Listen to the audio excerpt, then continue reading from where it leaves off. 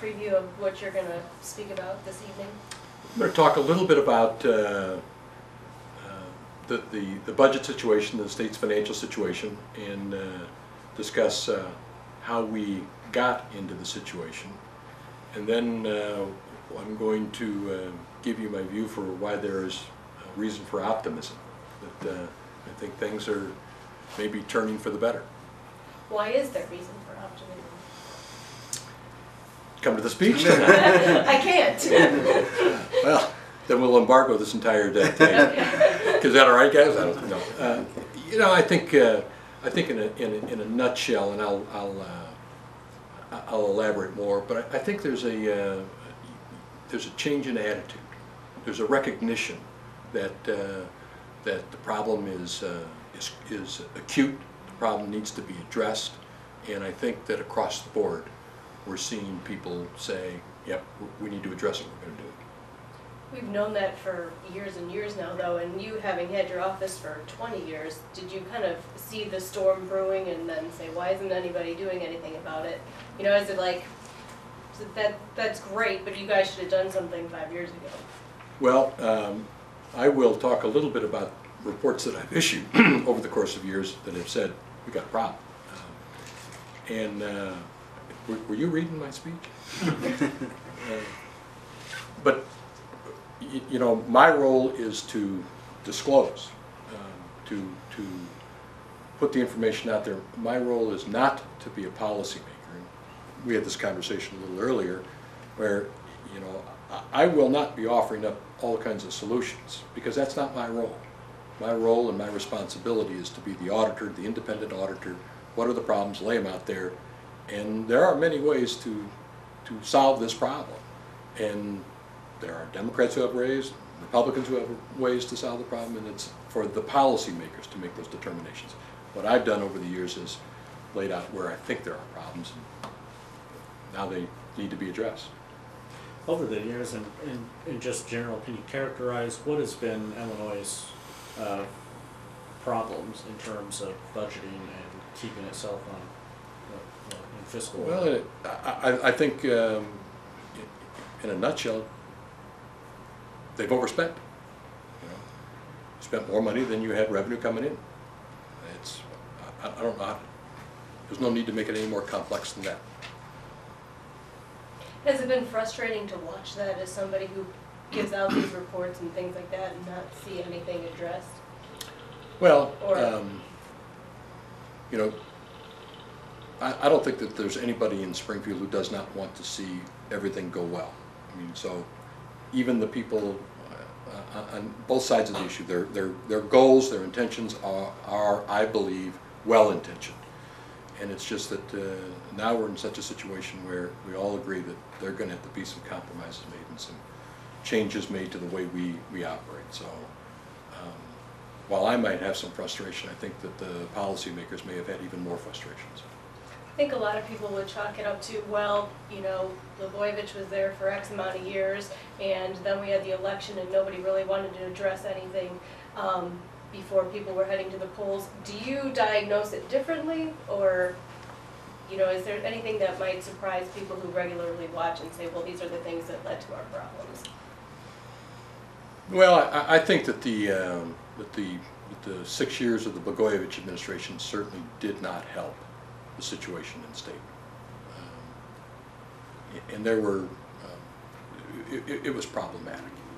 And truly, leadership and solutions to problems really need to come from an active chief executive. And he was active, not really much as an administrator of government, though. So. I feel that you were one of the first to really kind of point out things where something was wrong with Blagojevich during the Blagojevich administration. At what point during that administration did you just kind of look and say, wait a second, something's wrong here? What point did we start? Yeah. It was within a year of him being governor. I mean, we do audits, and we involve ourselves with the agencies, and we work, and we began to notice some things occurring that certainly seemed out of the ordinary. Our first audit that we released was in the spring of 2005, but it covered a period of time preceding that, so it was not too long. He became governor in January 2003, and it was not within a year that we started seeing activities that certainly seemed worthy of further review, if you will. And as it turns out, we did the further review, and there were some real serious problems. How did the former governor respond to these reports when they initially came out? Well, you know, it varied. On the first series of audits that dealt with the Department of Central Management Services, he responded initially by saying, well, it sounds like it's a fight between some accountants. And then after a couple of days of him finally reading the reports and some of his people reading the reports, they terminated a contract that was in serious question, and they retreated a little bit on their position. As it went later on, and further audits that came down the road where we indicated there might have been the violation of state law and federal law, his response was in some occasions to expand programs. And that was unfortunate. You know, we are a nation of laws, and the laws apply to everybody, and if you're violating a law, somebody tells you, you might want to stop doing it. At the very least, you might want to acknowledge that you might have a disagreement, but to expand the program seemed to be a bit inappropriate. How is it that you imagine this went on for so long? I mean, obviously, the mechanism of your office, it was working. People were getting the message. They were ignoring them. Why just now is the change of heart happening? Well, I would tell you that I'm not so sure that the process didn't work, and didn't work exceedingly well. That, you know, government is not always the most efficient operation. Sometimes it takes a little longer for things to occur. But if you reflect back on the Blagojevich administration, and you see that you know, his activities resulted in his removal from office. It was removed from office before his term was up. I would say that process worked very well. That the information that was put forth from a variety of sources, not just the Office of the Auditor General, but all over. When it came down to, is this gentleman qualified to be our governor? Maybe not. Did the General Assembly act in a way that they thought was appropriate? Yes. As I look back, do I think they acted appropriately? Without a doubt. What role is Governor Quinn playing now? You mentioned your optimism stems from a change in attitude. Is he helping spearhead that, in your opinion, as the chief executive, or where is this change, where is it being led? I think you're seeing it across the board, but I really do think it's emanating generally from the General Assembly. The leaders in particular? The leaders and the members. There's a level of civility that is occurring in Springfield that has not been seen in a while, and there's honest debate and honest discussion about significant issues. And I don't get the sense that there is the polarization that might have existed in the past. And is that, in your opinion, because the situation has gotten so bad that they finally realize that we can't go on, we can't let this get any worse? I think we're getting to that breaking point. Your office recently issued the audit on College Illinois. It's $338 million in debt and in deficit in some funds. How concerned should parents be about that? Well, they're in a deficit. Subsequent to that audit, the General Assembly, you may not be aware, but they've asked me to do a more further, extensive audit, looking at the asset allocations and the long-term viability of the fund. I think that we're going to do an audit. We're going to find out what the status is. I don't want to make I don't want to say where I think that's going to end up or not end up. So I'm going to duck that question. How's that sound? Fair I'm going to enough. do my auditor. Fair enough. Is that it? Are we Well, all ready to go I home? just had one more. Oh, gosh. Okay, and then I'll let you guys swear. Well, everyone claims, you know, maybe not so much now because we're sort of facing reality, but, you know, if you eliminate waste and fraud and abuse, we'll solve budget problems. Is that a legitimate Did you argument? go through my speech? No. I left this briefcase in here for a little bit. I swear I didn't touch your briefcase.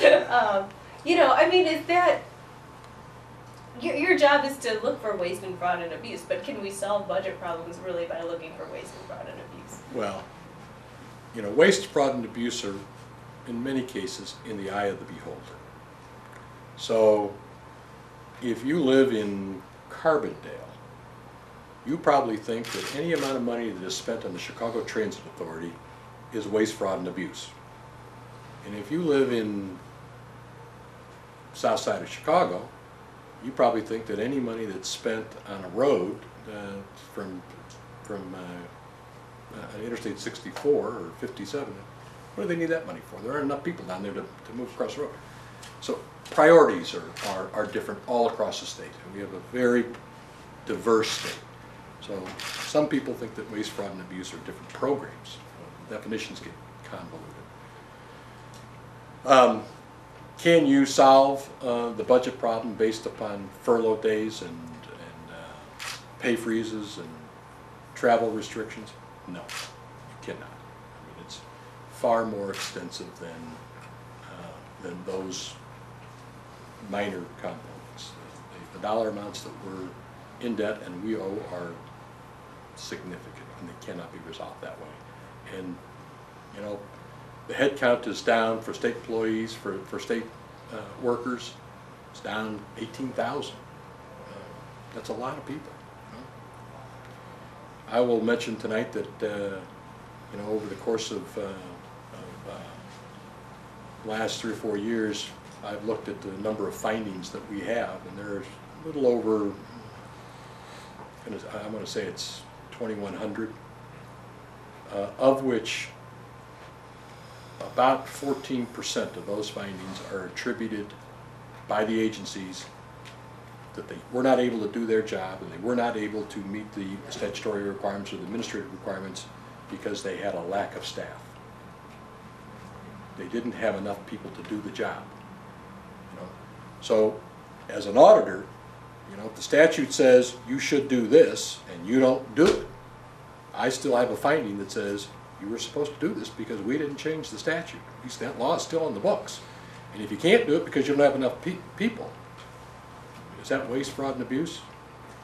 You know, then we become highly critical of agencies that are not doing their jobs. But we need to examine why they're not doing their jobs. So your point is it's not fair to say, you know, X department, you're not doing your job if they are indeed, if you find that they're understaffed, that sometimes. I think you need to be honest about it and be fair about it. You know, there's no question that the auditor, me, my office is presumed to be critical of agency operations, and we are. But at the same time, you need to be fair in your analysis. You need to be honest in your analysis and not just cherry pick what you want to have. You want to take the bad news that the auditor gives. You got to be real fair about it. Over the course of my years as Auditor General, I've tried to do that, just to be fair.